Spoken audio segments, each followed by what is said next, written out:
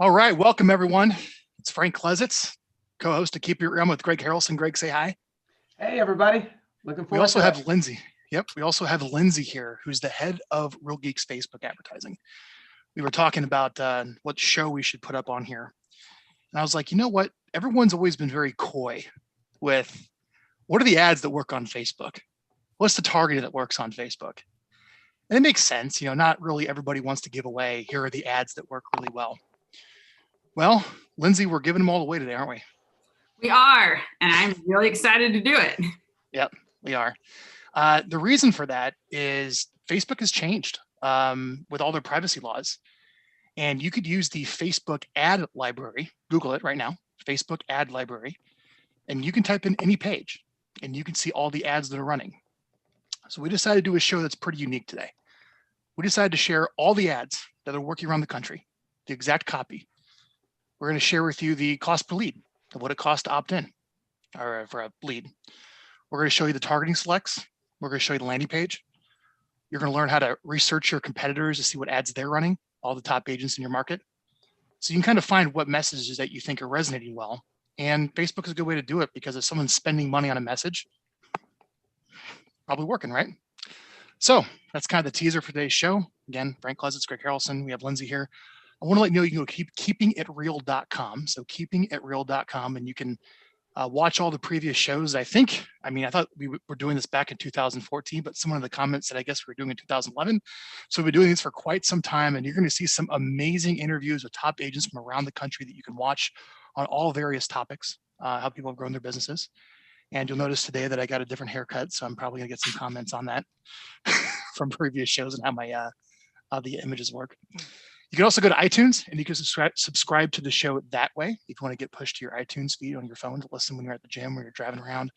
You can also go to the Real Geeks Facebook page where you post the show. You can also join the Real Geeks Facebook group. And also on keepingitreal.com, you want to put your email address in there. You'll get emailed and notified of new shows. And you won't get anything else when you opt in for that list. So you can subscribe there if you want to watch. If you have any comments, if you have any questions, feel free. We're live on YouTube as of this recording. You can ask questions right on YouTube or on the chat over here, whatever side it might be on. And I'll either answer them throughout the interview today, and we'll definitely do some Q&A at the end. Lindsay will probably done about an hour, and then we do a little overtime with Greg and I afterwards to talk about the interview, which has always been very nice. So with that, I think it's time to get started. So I guess where I kind of want to start off with is, like I alluded to when we started this, Facebook has been changing a lot of privacy features and has made a lot of these ads available.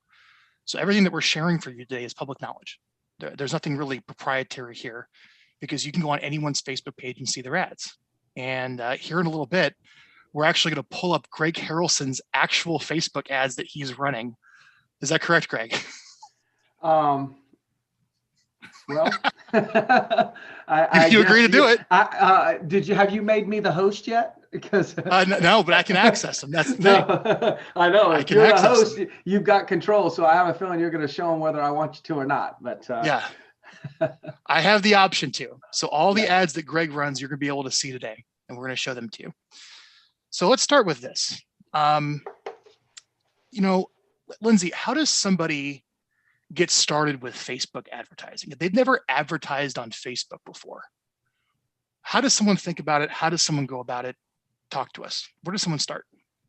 So one of the first places I actually recommend someone start, like if they just have never done any of it before, there's a lot of terminology that you'll hear us throughout today and I'll to explain all of it, but Facebook actually has their own free training center called Blueprint. And like you can go on there and look up anything that you want to know about Facebook ads, what the different things mean. They even give advice. And it's a really good place to start to kind of start getting familiar with things. However, it is really important to remember that a lot of the advice might not always apply to real estate. You got to remember what you were trying to accomplish, which with real estate ads, you're trying to get contact information for people. You're not necessarily trying to sell them a pair of shoes or show off your website to just have a lot of traffic. You want to actually capture leads. So it's really good to go in there and learn about that and just kind of keep that in mind.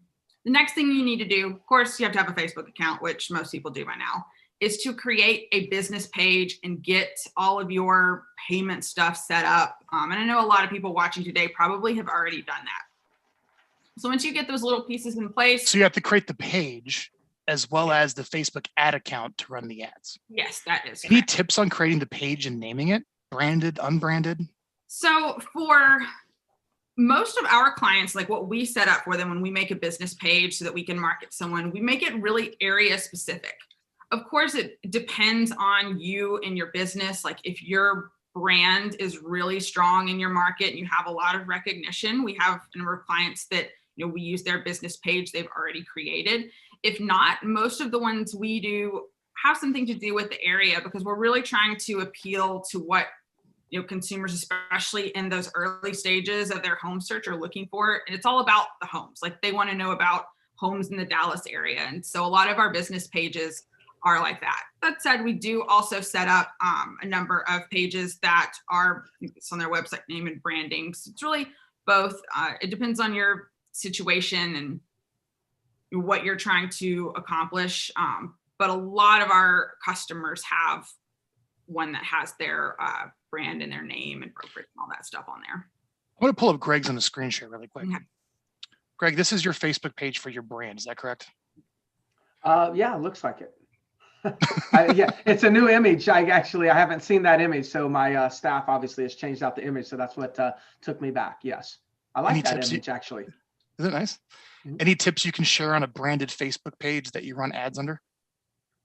If you're asking me, I mean, to me, I think what's important is the image, and then the diversity and the content, right? So like you're pulling up that ad right now, that's going to be a lead capture. That's going to be probably for seller leads is probably where that's going to go. Goes to your Real Geek site. Okay. Search for homes. Okay, so that's a sold. So what I'm doing is providing sold data, in that particular case. So what I think is diversity, when you're just thinking about your page, not lead generation, just the page. I think diversity in the content is very important. Some educational, some fun, some about agents, some about this, some about that. I think that's what's important. So that's a branded page. Do you have an example of an unbranded page where it's just about the area, Lindsay? Is there one at the top of the head you can think of? I can go poke in our ad account and find one. But one thing I want to point out on Greg's page, if you notice, like the name of it, like it says Myrtle Beach Online Real Estate Sales. And that's really what we go for with a lot of our Myrtle Beach real estate sales. See up here in the address bar? Up here? Yeah, and you can see it up there, and where it's like at Myrtle Beach Real Estate Sales, real estate company, that kind of thing. That's what we do a lot. So for a lot of our clients, we do have their name actually on it, but there's a lot of stuff that is tying it to the area, like how it says at Myrtle Beach Real Estate Sales. Got it.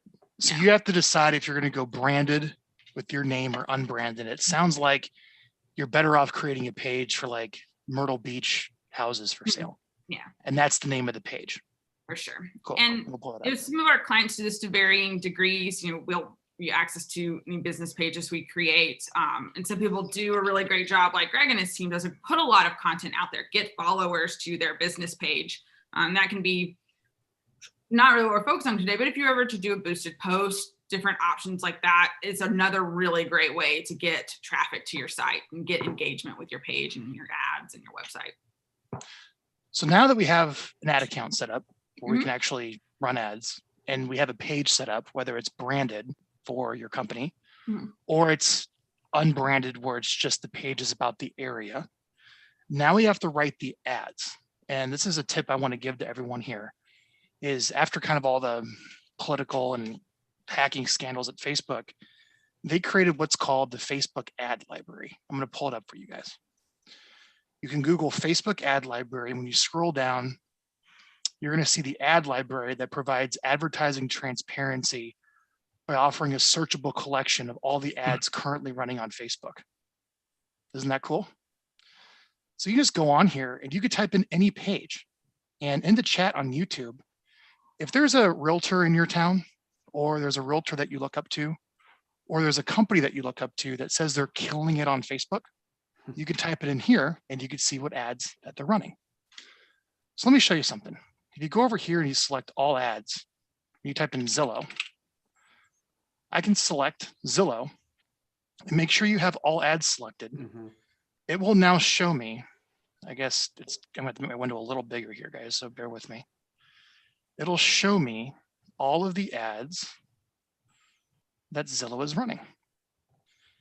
And you can go through here and you could use this as kind of an idea, as a swipe file, if you will, to start kind of taking some of the principles of other people's ads of what they're running, just like you would see other people's television ads or radio ads or direct mail, and use it as maybe as a guide of what you should use. This is all available for you on Facebook. And what's nice is when you click see ad details, you can see all the variations of the ads that they run, but also you can click learn more and it takes you directly to the landing page. So you can see how the landing page works as well. So if you're just watching this, that should be a really cool tip. One of the things that I did is I went through all the top 100 real estate agents by the Wall Street Journal on the list. And I took a look at all the ads they were running, and I used some of the themes to figure out maybe what should be running.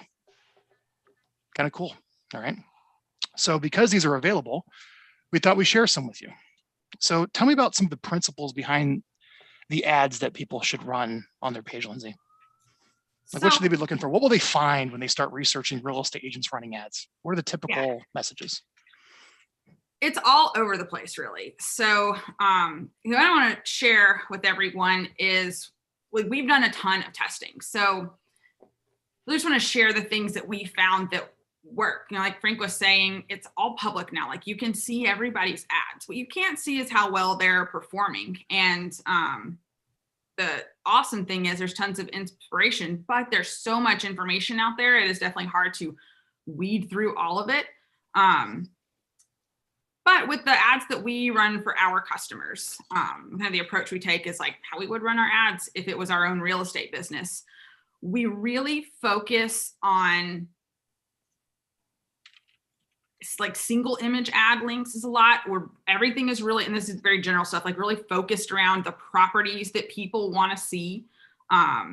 We also use lead ads. So I don't know if you're familiar with it. There's a lot of different ad types that Facebook has, but the reason that we really focus on lead ads for generating leads for our clients, there are a few reasons. One is that you get a really good rate of correct contact information.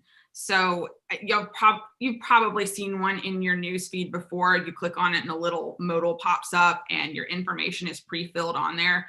And that really helps us in a lot of ways. One is that you're more likely to get great contact information. Another is that we see better conversion with those, because anytime you can take a step out of the process for your potential lead, the better. So they don't have to type anything in. They don't have to go to any other pages. They click on something that they get excited about and their info is already there. They can submit it really quickly to get more of the information that they want. You're going to get better conversions. You're going to get more leads.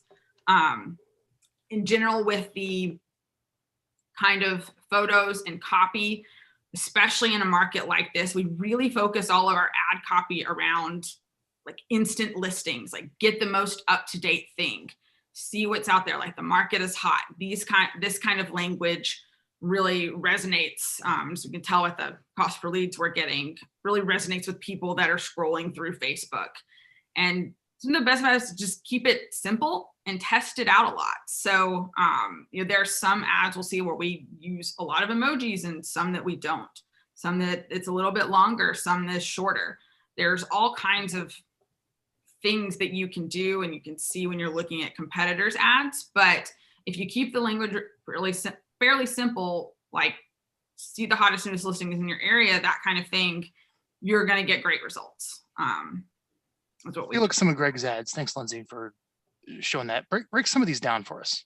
So I typed in Century 21, the Harrelson Group. You ready, Greg? Sure. To share some of the ads that work, man? Let's help these guys out watching the show. Again, I could type in anything in the Facebook ad library. This is public information. You've been advertising on the page since 2009, Greg. All right. Okay. Yeah. So this is Greg's branded page. I would suspect these are probably more oriented towards seller leads, because you would probably run more seller lead generation type ads under a branded page. And an unbranded page, like, I don't know, Myrtle Beach Homes for sale. Can I add? Or no, actually, no, I'm going to shut up. Yeah. I would Tell me. typically, for the best conversion, I'd be running seller lead ads off of not the company page. I'd be building a specific community page and then running a seller lead ad on Under a the community community. page. Yeah, I wouldn't. I mean, I might be doing it. We may see some here. Recent sales have. Okay, yeah. So there's one. The one that's to the right. Recent sales have affected your farm property value. Do you know what your home is worth? So recent sales have affected your farm. The farm as a community property value. Do you know what your home is worth? So the thought there is, if you want me to just kind of break down the psychology of this ad here for a minute. Yeah. Okay. If we look at that, notice that I have farm in the text up there. So, but the most important thing about this ad right there is the fact the image is the entrance sign for the farm. Okay. So if we're doing this, because this is usually how we do Facebook, like this, right? So think this, and then all of a sudden that picture of the entrance sign of your community shows up. You're like, what? That's my community. Mm-hmm. I need to read what it says. Recent sales have affected your property values in the farm. Do you know what your home is worth? And so then if we go, it should be, now notice how now I'm taking it to a landing page on the Real Geeks website. This is a what's my home worth, but notice how I have the farm here. So I've connected it nice. all.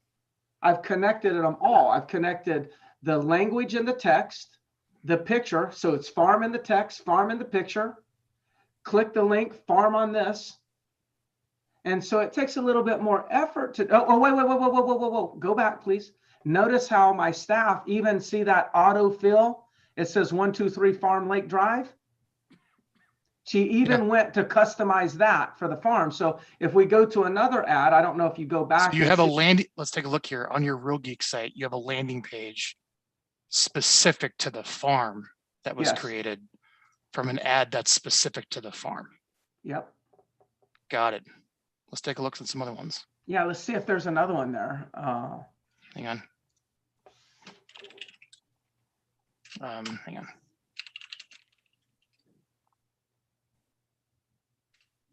Actually, it's Harrelson Group. It's sorry. probably Century 21, the Harrelson Group. Yeah. There we go. There you go. Can't type today. Okay, so recent sales. So let's just go look at the middle one real quick. Walker's That's Walker's Woods. Picture of Walker's Woods.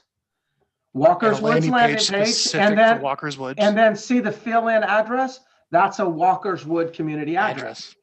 Nice. So now, what the key is now this is very hard for lead companies to do this because it's hard to scale this with like 1,000 clients. How would you scale that? So I'm looking at it from I'm an individual agent or a company. I'm doing this in-house. I'm actually taking the time to make sure that the picture matches the text, the landing page matches, and then even going, Real Geeks allows us to customize that address. So I'm always going to choose an address in that little fill-in box that's consistent with an address. So when these property owners that live in Walker Woods are seeing this ad, they're going to recognize that. They actually have more. They're more confident that they're going to receive the information. It's the opposite of spammy. It's like it's so consistent with the audience. Now that ad, by the way, I am not going into Facebook Ad Manager, dropping a pin and saying send this ad or show this ad to everyone in a 15-mile radius. That ad, I'm actually taking the Walker Woods database that I have. I'm uploading that to Facebook as a custom audience. So the only people that I'm serving that ad up to are documented property owners. Let's talk about that. Let's go a little deeper, Greg, on your ads. Okay, so this is Okay. advanced, everybody. Yeah, this is an advanced strategy. We're going to jump right now to something advanced, and then Lindsay, we're going to go back to something more entry level. And Only because all of the audiences, the targeting we're going to get into. Yeah. So you can go to the Facebook ad library and see the ads people are running. And Greg shared how he's getting seller leads for the home value report and some of those ads. Now, instead of targeting them directly on Facebook, like with the Facebook's natural selects, you're going into the community and you're grabbing all the property addresses and the names of those individuals. Yes. What do you use to grab that? There's a lot of them out there. Let's talk about it. Yeah, well, just about every MLS has access to property tax records right through the MLS and allows you to download a CSV file to do direct mail. And so all I'm doing is downloading the same CSV file as if I was going to do direct mail. That's what I'm doing. Yeah, so you would go in here and you would select an area like, I don't know, let's say. Yeah, there you go. Let's just say that's community right there. Boom. Right there. Yep. There we go. We have 1,000 homeowners. Yeah. Now, so I will say a more accurate way to do it is to go into the courthouse records and type, because they're all tagged in the records as community name Walker Woods. So if you actually search Walker Woods and pull the CSV file for Walker Woods, you're going to get all documented owners in Walker's Woods. You're going to see some other people slipping in. You're also, if you do it the way that, because you're not going to draw the lines exactly right. Oh, so they're right there. You could probably do it that way. Yeah. I have no idea. We're going to try. Yeah. Right now. It's probably Nope. likely. It wouldn't. No dice. No. So this is Remine. This is an add-in for your, did I spell Walker Woods correctly? You did. Yeah, you Let's did. just try Walker Woods in South Carolina. No dice. They don't have it. Okay. But this is Remine. This is a built-in kind of property search tool that may be in your MLS. There's also other services out there like PropStream that you can check out to get property data. There's coal information you can use in data. There's also companies, I believe, called Property Radar that you can check out to pull a specific area.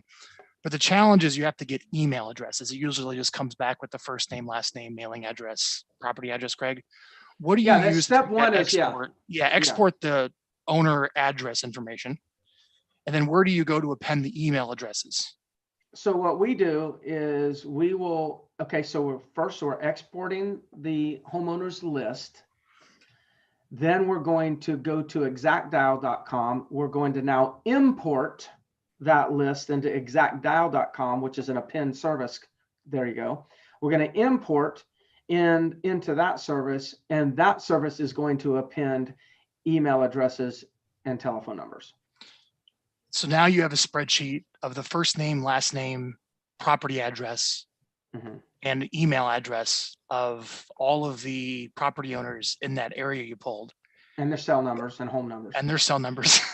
You upload it to Facebook. Yes. Which they call a custom audience. Yeah. Right? And Facebook only doesn't care about addresses and all that. So you don't upload all that stuff. You only just need the email addresses now. Okay. No, email and telephone number. And telephone number. So all the data it will take, give it to Facebook.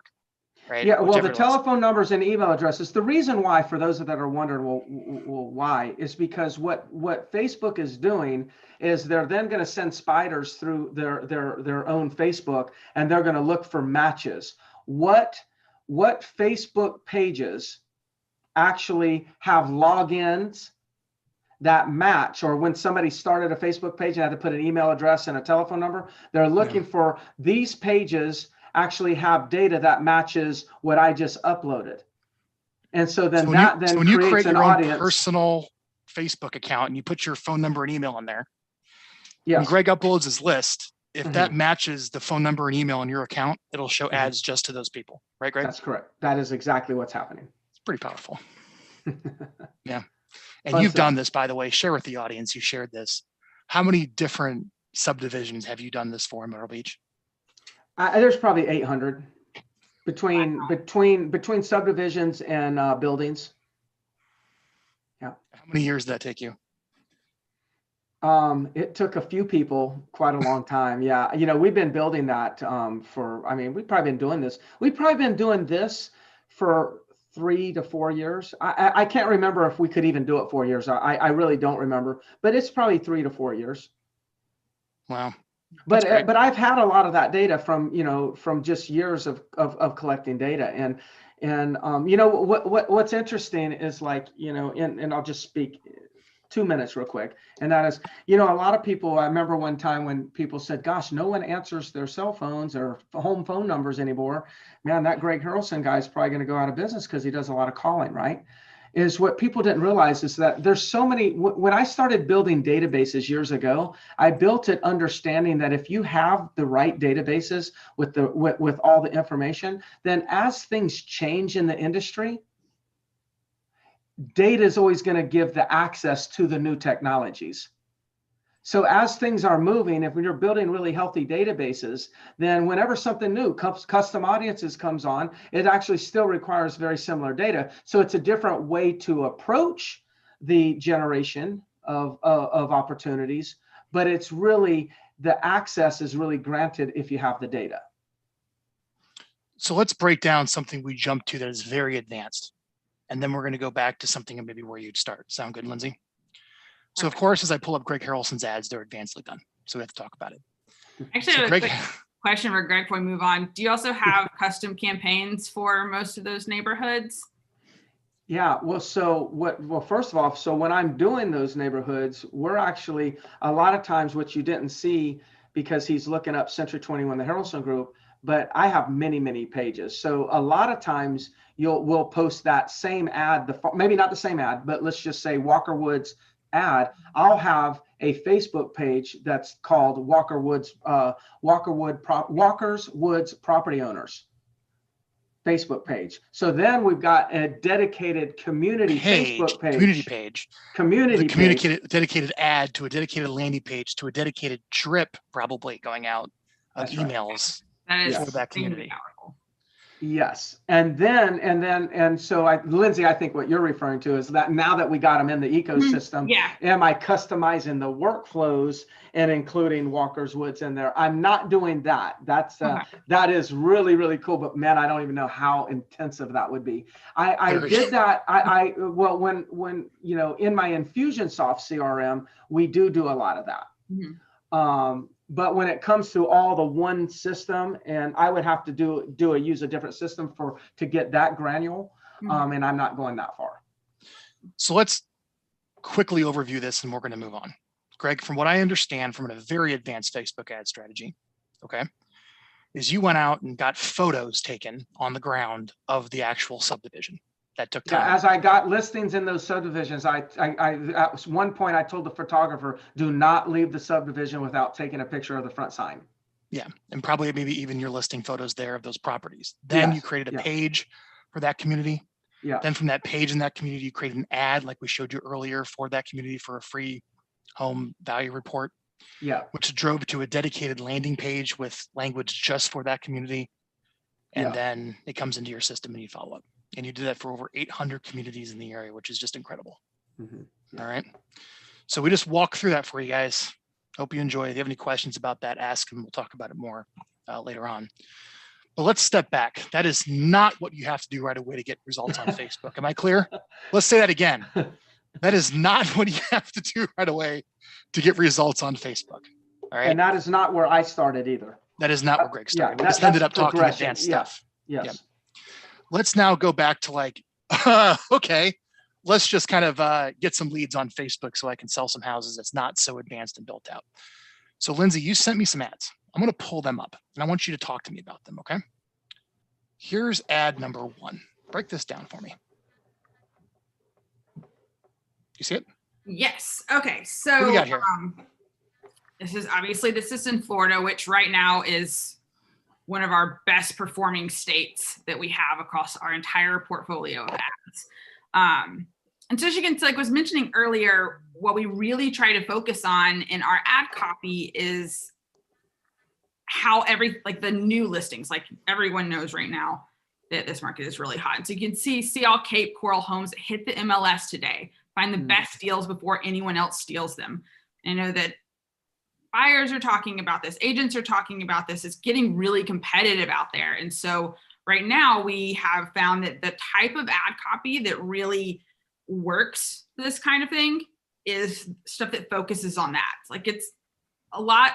I often, when I talk to clients, they make it, or they're worried and they're making it a lot more complicated than it is, but you just want to appeal to what buyers are talking about and what buyers are interested in.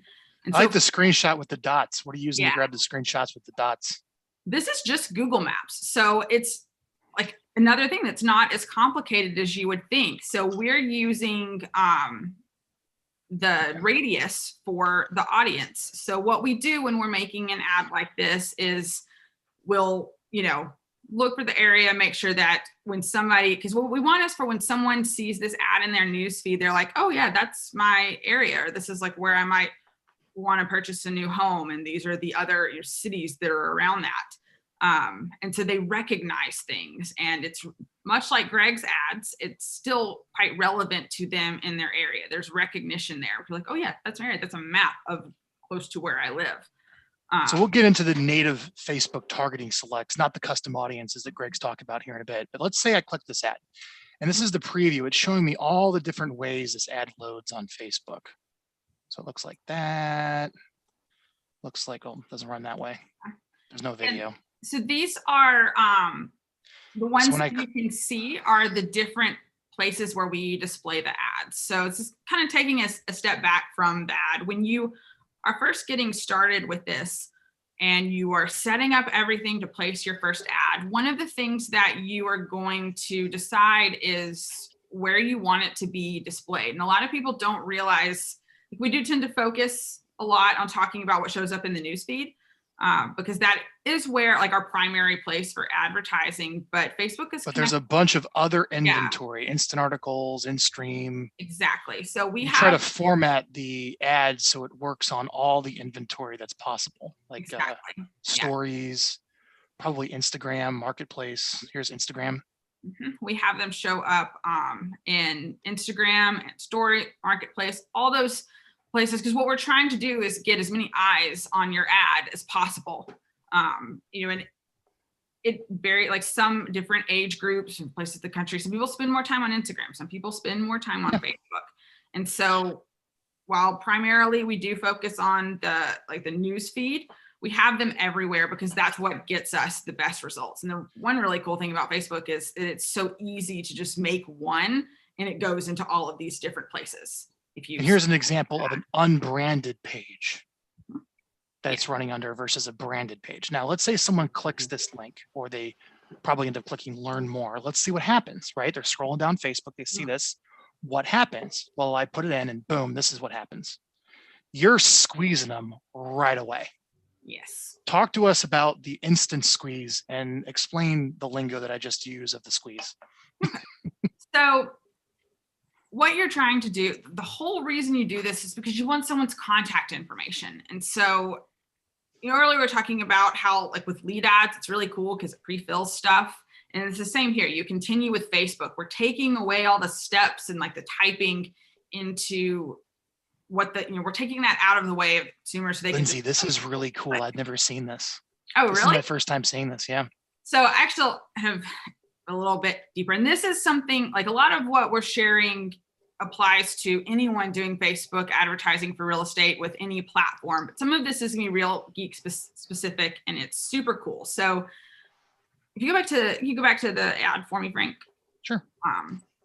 So when I was mentioning earlier that this is a lead ad, if you scroll down how it says learn more, like what happens when you click that? If this was really in your news feed, is a little thing would come up and it would have your information from let's do it. Facebook. I'm going to click show ad. Yeah.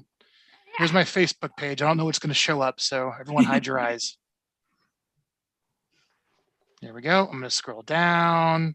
Here we go. Yay. There's the ad. I'm on Facebook. I see it. Now what? I click learn more, right? Yeah. Ooh, what's this? Yeah, so this is what's called a lead ad form. And all of these little things are customizable. Scroll down a little for me. This is the copy that we use. So feel free to screenshot that. And it's got this information that was pulled from Frank's profile. And somebody can go in and update it if it's incorrect. But we get the reason why we see a higher rate of valid contact information. So they're real contact information with Facebook lead ads versus like Google PPC, for example, is because of this. So not only is it helping us with lead capture and on the cost of it, because it's so easy, but you are more likely to get better contact information.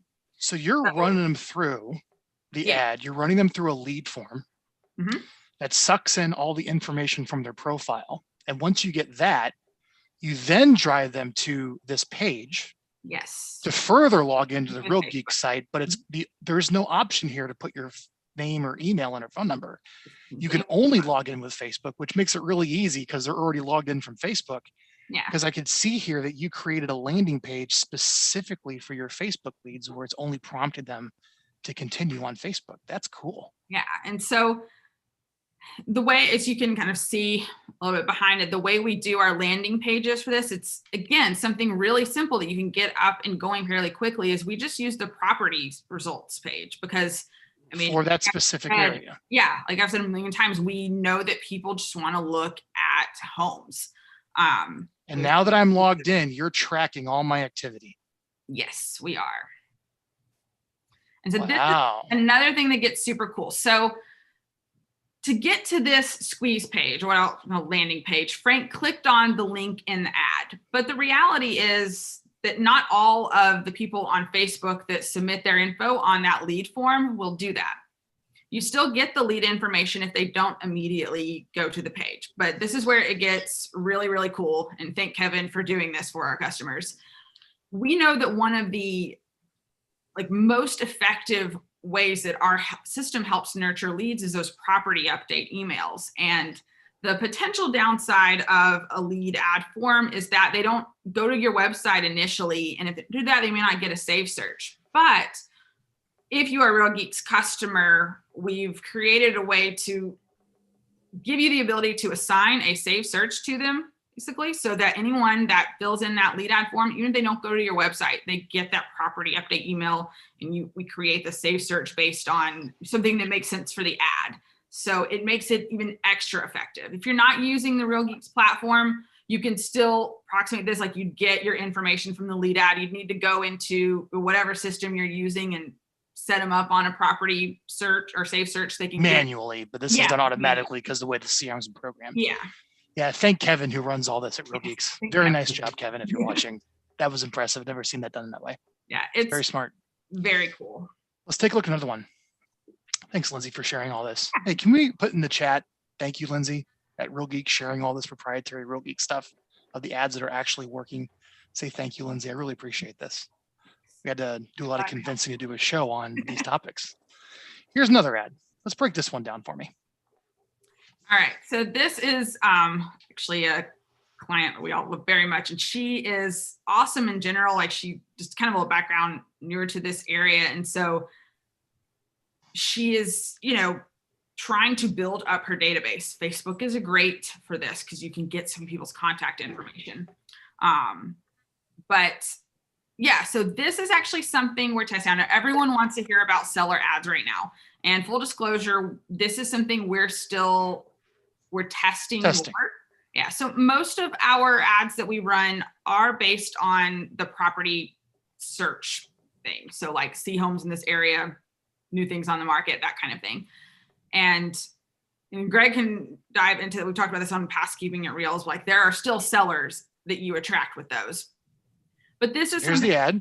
Yeah. Again, unbranded. It's for the community. It's not your brokerage or team name. That's insightful. Very short copy. Picture of a home in Southern Oregon. Do you pull these from a stock image site, or does the client send these to you, Lindsay? I'm curious, because you can't run a home with palm trees. Yeah. So there, And so for this, like we pull like images like that match the area. There are some ads like clients will send us stuff, especially which I'm a little bit more like if they have a listing that they're advertising or something like that, we can do stuff around that. But for this, we're looking for something that matches their area that will resonate with people in that area. If you go back to the ad for a second. Here we go.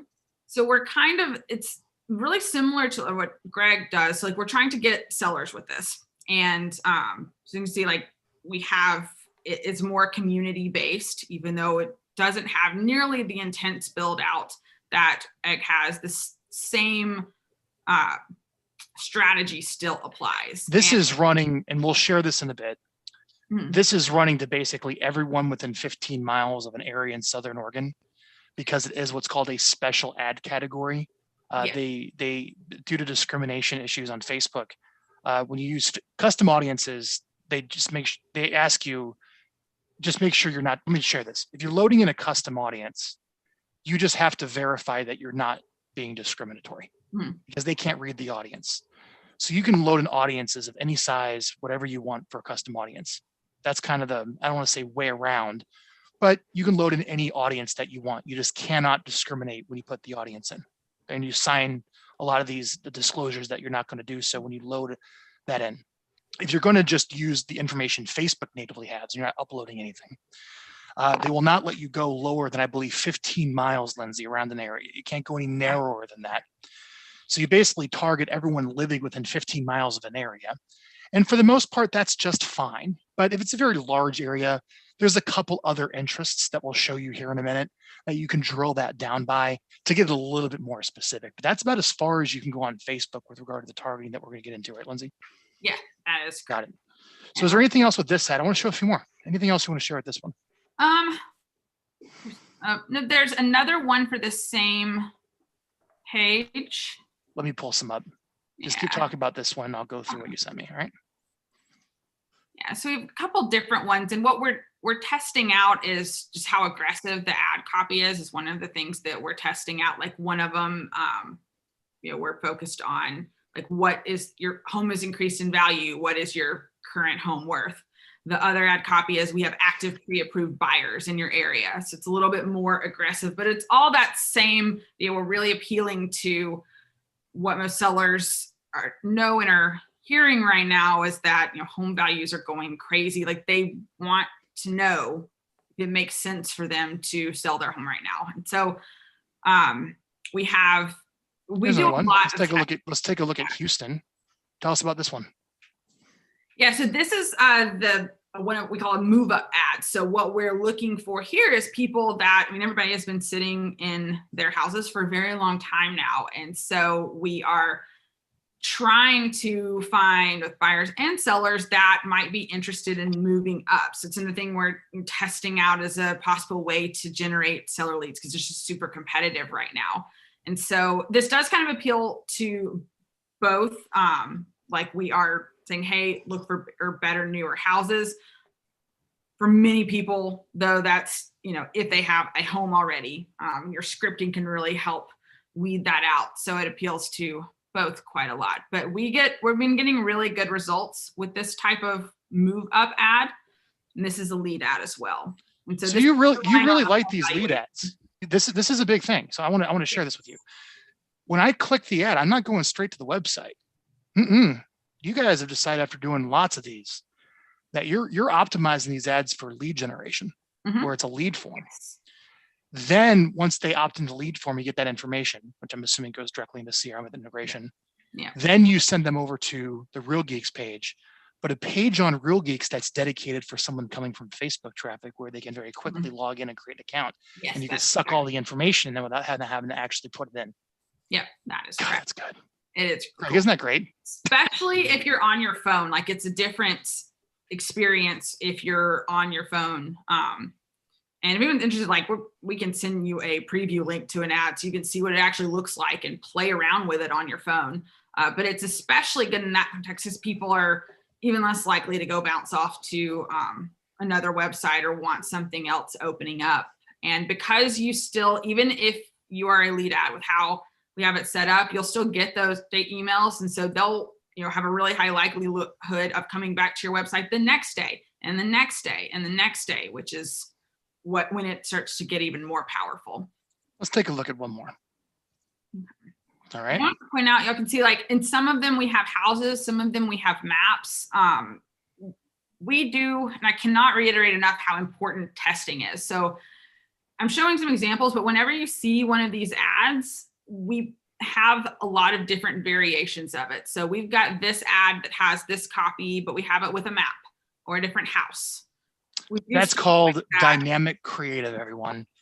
They load in a bunch of different creative and it dynamically tries to figure out which is the best, right? Pretty much, yeah. Let's take a look. This is good. We're going to go into target. Greg, what do you have to add on what you're seeing here? Yeah, I mean, I think we're covering quite a bit here. You know, one thing that I was at, and I wrote down on my notes is like, you know, when these people, let's just say they click and we're driving them to the website, and then they determine not to sign up on the website. Well, if you have it set up correctly, you can create, you know, you could start retargeting to all the people that actually went to that landing page but didn't sign up. So you can create another audience based on, you know, that activity, and then you could start doing custom Facebook ads to the people that it's kind of like in retail, you'd call it shopping cart abandonment, right? They abandoned the process at the time that it was about ready to go into the shopping cart. Well, people who are abandoning right prior to sign up, you can actually build an audience on all that and target them. So we know they were interested, but they didn't want to go that final step. Well, hey, start accumulating all those people in an audience and then retarget to them. So I want to talk, yeah, this is Greg. We're going to get into targeting next. So let's just recap really quick. We talked about you have a Facebook ad account and you need to have maybe some pages. You have your branded page, but also I showed you a lot of good examples of niche unbranded community pages set up, right? And we just went through a bunch of great examples from simple to a little more advanced what Greg shared of ads, messages. What do you put as the Facebook ad? That was shared with you, and this replay will be with you on YouTube so you can watch and kind of see some of the messages. I want to transition to targeting and get into like cost per lead of what our costs are for leads on these.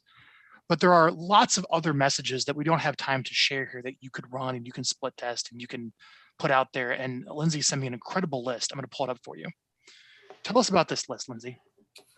So these are examples of the type of ads that we run. They're, as you see, like recommended. The reason, especially for clients we're running ads for, we recommend the very kind of generic homes for sale in city because we can get the most creative with that. Like the more testing is always better for us. You never want your ads to go stale. There is something that you've kind of looked into any of this. You've probably heard of ad fatigue. So what that means is that after the same group of people has seen your ads so many times, the performance just starts to tank. And so you can't set it and forget it. You have to test new things out. But these are a lot of really good ideas for different types of ads that you can run. And like I said earlier, you don't have to get that crazy with the copy. So like the writing and the message on the ad. And these are a lot of the ones that we build different ads around, like pools for sale. Homes with pools is super popular. You know, obviously make sure you picture the big things, make sure things match. So make sure the picture matches what the ad copy is, which matches your area. If you're in the middle of Colorado and it's February, you know, make sure you don't have some tropical looking home. Like that wouldn't make any sense for an ad. So just make sure it matches. Jeff, you pulled that list up again, Frank. Another really cool benefit of Facebook that, and then this might seem complicated. This is actually not super complicated stuff that anyone could go do and get one of these ads up and going, is that you have the ability to really promote your site and get information from people for a lot of different niches. So like big backyards, like new construction's another really popular one. Move up buyers, we talked about that being something that's really that we've been getting really good results with. It looks like number one's the most popular. Yeah, definitely the most. That's the way to go. Yeah. Cool. All of these options are great. You can get different niches that you would be hard pressed to do with other online advertising that you can do with social. So we showed you guys some messages that work. We also showed you one of the most powerful things I hope you can take away from this lesson on the Facebook ad library. And you can see all the ads anyone is running as long as you know the name of the page. Pretty cool. Now I want to talk about targeting and cost per lead. There's essentially, I don't know, just to help the audience out, I'm going to give maybe 3 tiers of targeting. All right. Tier 1 would be uploading your existing past client sphere and lead database to Facebook to run ads to everyone in your current database, as well as maybe installing what they call the Facebook pixel, all right, on your website, so you can start doing remarketing and retargeting. So anybody that comes to your website or specific pages on your website, or anybody who's in your existing database. You can even go so far on Facebook to target people who have interacted with your ads that Greg was alluding to earlier, or anyone who has watched any of your videos. If anyone's been interacting with you or been to your website or in your database, you would call those your warm audiences. And I would recommend you would create a campaign for your warm audiences, and you would put some messages in front of those individuals. And usually a budget of maybe $5 a day is plenty for most people to reach the smaller audience sizes of people who have recently interacted with you for that. Fair enough? The next tier is, I would say, maybe just, Facebook cold audiences. This is now, okay, I want to reach people all throughout the city, the whole area. This would be another campaign. And this is where you would go in and you would create, okay, we have the messaging.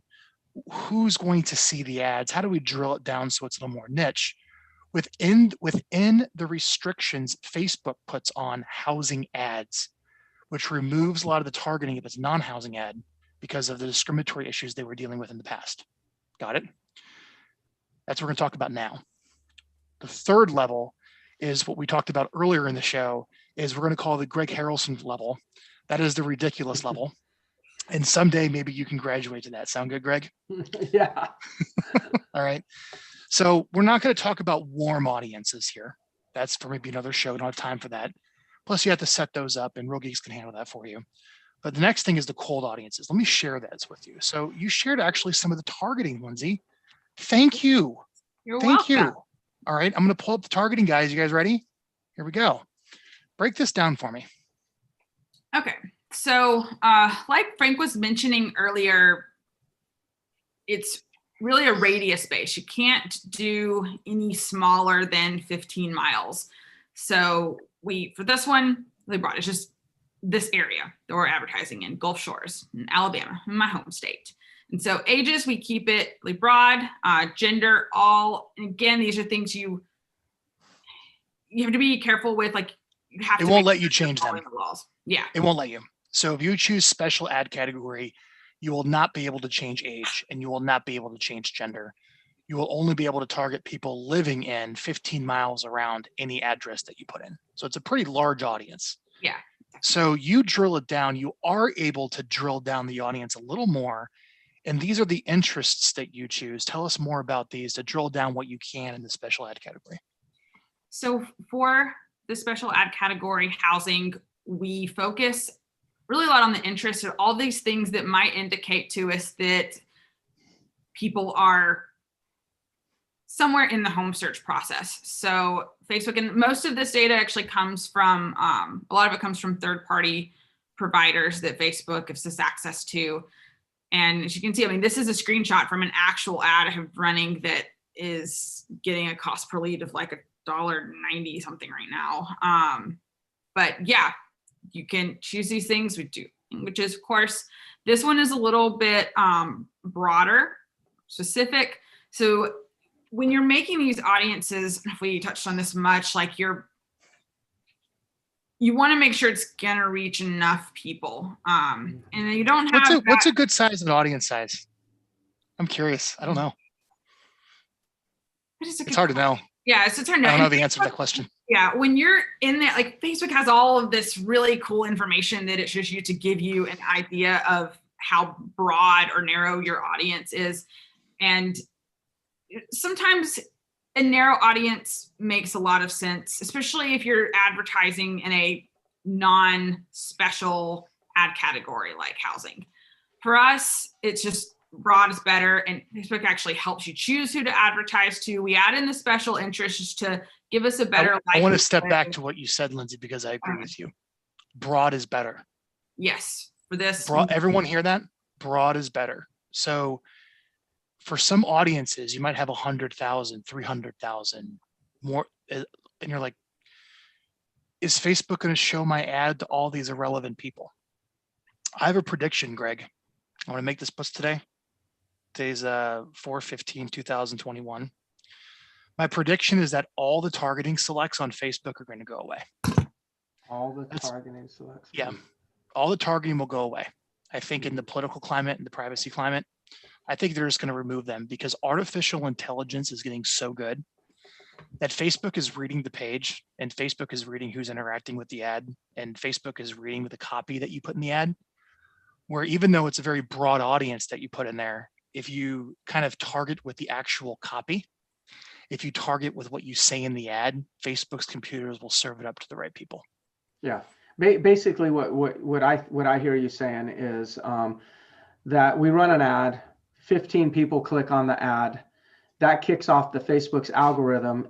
Facebook then goes and almost finds a lookalike audience. They say automatically, well, these 15 people have these things common, so that means anybody. And we'll read the ad itself. Yeah. We'll see the picture. We'll read the copy. You know, attention, Myrtle Beach homeowners. Yeah.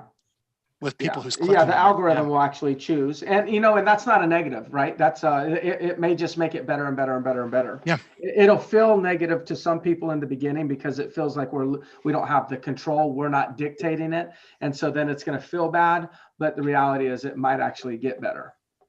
Yeah, and there's been Facebook ads that I've run where the audience is 1 million in size in like Southern California for like sell your home in this area, and it still serves it up correctly and it still works. Mm-hmm. So case in point. All right. And even so with smaller audiences, to say, I mean, it is very market dependent and dependent on town size. Like if you are in a pretty small town, you'll be okay with you can get good results with an audience of just a few thousand. If you're in a bigger city or town, then, like when we're building audiences, we try to make sure we got at least 20,000 people in that potential audience. So it depends. We do have we've done this in a lot of different cities, so we can kind of have a feel for what works. But in general, smaller towns, you can get away with a smaller audience. Bigger towns, you need more. We're going to be wrapping up here shortly, guys. So if you have any questions, put them in the chat now, because we're going to get to those here shortly. So we talked about Facebook pages. We talked about different Facebook ads to generate buyer and seller leads. We showed examples of the messaging. We talked about some of the different targeting that you can choose and the restrictions with the special ad category. We talked about maybe somehow to drill down everyone within 15 miles with some specific selects. And we're driving all these individuals to landing pages, whether it's directly to the landing page, like some of Greg's ads, or Lindsay, you shared that maybe you should check out driving them through a internal Facebook lead capture page and then go to the page. Sure, play around. But it all comes down to return on investment. Sound good?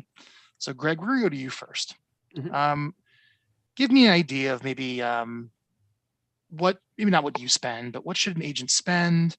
Maybe what their cost per lead is going to be, how many leads they're going to get, assuming they are the ones following up and they have good skills and training to actually get an appointment and nurture time. For example, you showed find out what your home is worth type of ads. Mm-hmm. Give us the metrics on click here to find out what your home is worth. It's going to cost me $2.04. It's going to cost me about $2.14 to capture a seller lead. That's what those ads are running. That's great. I'll spend around $300 a month on it, I'm sorry. I will capture around 300 of those per month. So if we just go in reverse, about a $650 budget, let's call it, for about 300 seller leads. Now, the key with seller leads is this. Now, there's some significant things you got to understand. And number one, when you're capturing seller leads online, you're capturing them very early in the funnel. They're very high top of the funnel. So the conversion cannot be judged based on how many did I capture today and how many appointments did I set tomorrow. The conversion has to be how many people did I capture, get into my nurture, and then start looking in 6 months, how many listings you're actually starting to take from that particular database. That's where you're going to start to get excited. Most people abandon the process way earlier than 6 months and declare that they don't work. And it's because they're using speed to convert as their metric in conversion versus their actual return. And their return doesn't have a time frame. So if they actually usually create or judge it based on time frame, which seller leads is going to be a bad move to do that. So here's Greg's benchmark. That's great advice, Greg. And I'm going to ask you for your benchmark, Lindsay. Okay. So here's Greg. What basically Greg said is he's spending about $20 a day, $600 a month. All right. And he's getting home value leads for about $2 a piece, right? Mhm. Which is getting you about 300 leads a month. And you need to spend $20 a day for probably maybe about 6 months to get enough going. And because a lot of these people are pretty upstream. And the thing is, you don't really want downstream seller leads because they already have a real relationship with a realtor many times. There's value in getting them upstream, right, Greg? Oh, absolutely. I mean, it's almost worth me $2 just to build the database. Yeah, a verified, because once I opt-in have contact that, information of homeowners. these are documented properties opting in to my database. So when you then if we maybe one day we do a show on like, okay, now that you got them opted in, what does the nurturing look like? What's the post opt-in conversation? What does that look like? Because that's where that's what's really going to influence the returns. Let me ask you, so that's for a seller lead. What are you seeing for a buyer lead? Maybe search all homes for sale in this area, or get a list of properties for sale. I have to defer to Lindsay. If I had my Lindsay on the call, she would know. Okay. And I don't want to make up anything. Yeah. Lindsay Jackson, let's go to you. Yeah, well, because Lindsay's an authority. Let's start with. I don't want to make it up. Let's start with what you're seeing for the same types of ads Greg's running for seller leads out there. What do you got? So our ads manager right now. So is stuff that we're find out what your home is worth type of messaging. The seller leads doing we've got a few different campaigns that we have going, and we're doing a lot of testing. So one of them, it's a little more than Greg's, and we're spending about like $350 a day with the cost per lead right at like $4. So there are some major. Hold on. Well, one of the differences here is, remember, I'm run it to the custom audience. Yeah. If I was actually doing the same format as Lindsay, I don't know that I wouldn't be at $2. I mean, I'd be probably closer to where Lindsay is. I don't know. Maybe Lindsay would beat me out. Who knows? But I just want to put the distinction there. Yeah. The distinction there is I'm actually doing it slightly different, and that's pushing my costs down. Yeah. Yeah. And I mean, with Facebook, like over time, the longer you have an ad running, or it's not just an ad, but advertising running, and you can really build out your audiences more, you'll get great results and you'll begin to optimize it. But when you're starting out, it'll be a little different. So we've got, like I said, we're doing a lot of tests right now with for seller ads for some of our customers in different parts of the country. And there's a lot of generally, what are you seeing for cost per lead for seller lead around the country, different markets? And what are you seeing for buyer leads? Search for the different markets. Just give the audience a general idea for a benchmark of, hey, here's a minor coming in ad. Am I doing a decent job? So we've got a lot of variability in sellers because it's super competitive, and we've got some cost per leads anywhere from about $4 to almost $18. It's still $18 on the higher end for us for what we're used to seeing with Facebook, but the ROI on it is potentially great. But yeah, there's a lot of variability. $1 million markets. Yeah. For buyer leads, it's the ones that are on this the property search list. It's significantly cheaper. Pull up stats here. So like throughout all of our campaigns, we're at about $275 per lead all over the country. Right now, Florida is the state that's outperforming everybody else. Like, we have one city that's cheap as 97 cents per lead. And, again, Pete, like, these are audiences that are not those warmer audiences like Greg has. This is us doing the kind of broad targeting and are still able to get really good cost per lead results. I think our most expensive one we have right now is about $4.80, so hovering close to $5 in San Clemente, California. As a general rule, more expensive homes means more expensive leads. It comes down to competition. But I mean, you can still, like, $3 a lead is not bad. It's like you can get that. That's excellent. Yeah. Excellent. Now, last question, as we have to wrap up. Greg, how many leads does someone need to get a deal? Ooh, how many leads do they need to Greg, get we a have 2 deal? minutes. That's a whole Yeah. show. Okay. So here's my belief is 14% of them are going to convert probably within a 24 to 36 month period of time. What does convert mean? To a contract closing? Yes, Or to a appointment? contract, about 14%. 14%. That's what I believe. Yes. That's what my back testing tells me. So the key is where most people are going to convert out of 100, they're going to convert probably less than 1. If you can say that you convert 1 to 3%, that's actually 1% okay. 3% is usually considered excellent. I think You're getting 14? No, I didn't say I'm getting 14. I'm saying that's what's convertible. Oh, that's what's convertible. That's what's convertible. Okay. Oh, that's because so from what you missed out on to another agent backdating. Yes, correct. Oh, Yeah. wow. Yeah, Ooh, you have that. That's savage. 14% is convertible. So what you want to do, if you're at 1, then there's 13% you need to figure out how to capture. You're never going to capture all 14, but if you're That's 1, incredible. you're so far. Yeah. So you say, based upon your research, that 14% of these leads actually do something. Yes. And the agent following up, if they're doing a great job, is only getting 3%. But the industry, if they're doing a great job, yeah. Now there's going to be a lot of people say, "Oh yeah, I get 10%." No, you don't. You're actually you're leaving something out. You're not actually calculating all the numbers. But if you're 3% in the industry, you're looked at as pretty strong. If you're 5%, which I do know plenty of people there, that's really good. And it's hard to get over 6 and 7%, but just know 14% is convertible. So if you're at 2%, understand something needs to be adjusted or optimized within your program or your systems and whatnot to increase that. Lindsay, if somebody wants to get this done for them, where do they go?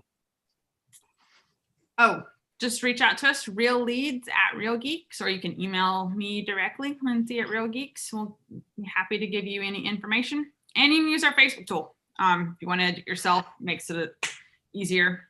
Everything I'm doing, by the way, is actually being used. I'm using the Real Geeks Facebook tool. So even all the stuff that I've talked about is all actually going through the Real Geeks tool. Yeah. You should not be spending your time staring at a computer, figuring out a Facebook ad account. Right, Greg? No. No. No. Someone goes and does this, but now there's a management fee for it, and you're wondering, what am I paying for? Now you understand the nuances of everything that goes through when you have a manager running your Facebook ad accounts. Lindsay, thanks so much for being here today and sharing this wonderful knowledge. I'm going to do some overtime with Greg here. Thanks for coming.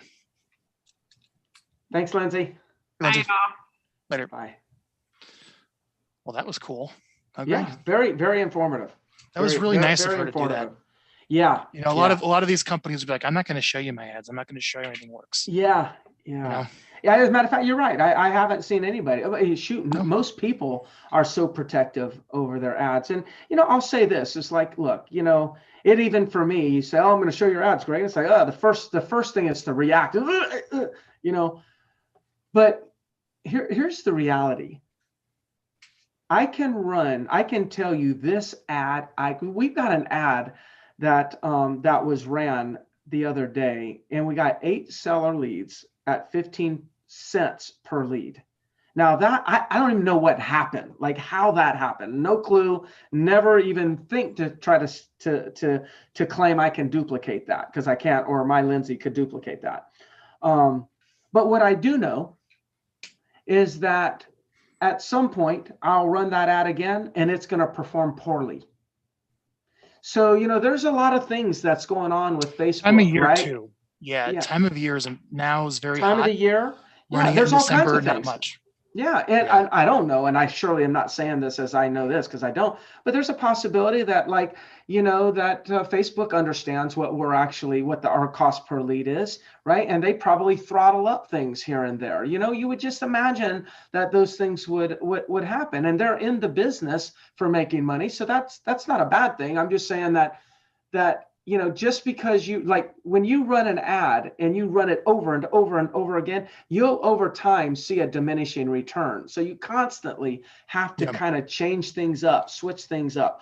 And then sometimes you can run an old ad that's kind of dying out in 2 months, run it again, and it performs again, So just don't get complacent on thinking I've got the magic ad. Constantly switch it up. And that's one thing Lindsay was saying, When you brought up the whole dynamic marketing or dynamic dynamic creative, what'd you say? Dynamic creative. Creative, yeah. When you said that, that's kind of what she was talking about at that moment. You just labeled it. Let's get some questions. I figured the questions would be good for you and I, Greg. Community pages, I thought were pretty cool. That's kind of a cool insight. I think we answered a lot of the pages on specific communities that are unbranded and running ads for those communities. We shared a lot of that, so all those are answered when we did this. Email addresses for owner lists and custom audiences. What was the company you used, Greg? Exactdial.com, Exactdial. To append phone numbers and email addresses to property records to create custom audiences. Shane asks, so this custom audience goes around the housing category. I don't want to use the word goes around. It doesn't. You have to make sure the audience you're loading in is not discriminatory, and you certify it. And yes, you are able to target people more specifically through custom audiences than what Facebook will give you organically through their platform. Yeah, when I'm uploading a list, I'm saying I'm not going to discriminate, but when I'm uploading that list, Facebook doesn't know what I'm about ready to upload, right? Mm-hmm. So Facebook is saying, they're just saying they've got their own protections. When you're going to use their data, they have their own little checks and balances.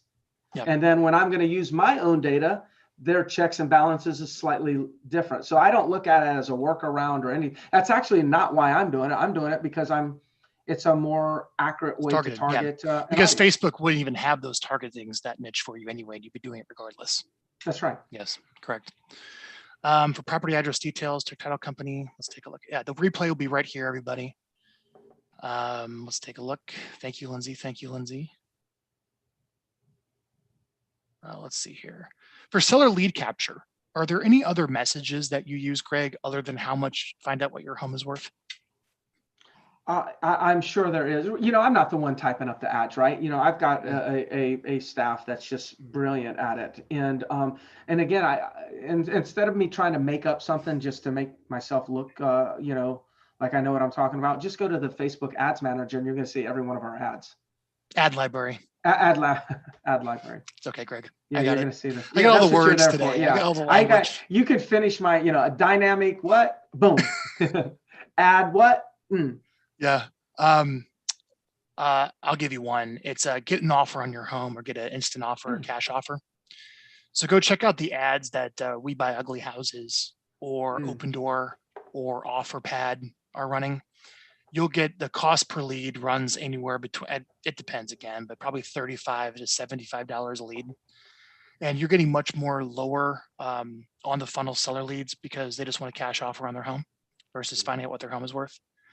So get a cash offer on your home, click here, type of an ad. The other type of seller ad that works really well is a seller workshop. Would you like to know all of your options when selling? We're doing a webinar, we're doing an event. You probably are being bombarded with all these different ways to sell your home.